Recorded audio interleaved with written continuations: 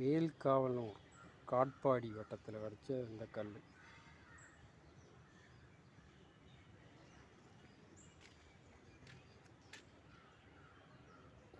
இது ஒரு பெண் ஆயுதத்தோட குதிரையில் இருக்காங்க. அவங்களுக்கு கீழே இன்னொரு பெண் இருக்காங்க. இவங்க போரில் இறந்துருப்பாங்கன்னு நினைக்கிறேன். அதனால் இவங்களுக்கு ஒரு நடுகல் வச்சுருக்காங்க.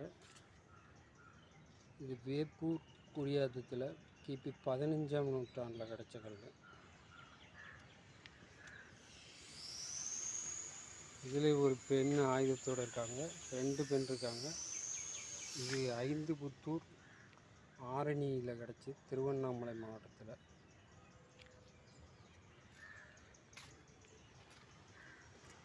இதில் 2 பெண்கள் ஆயுதத்தோடு இருக்காங்க.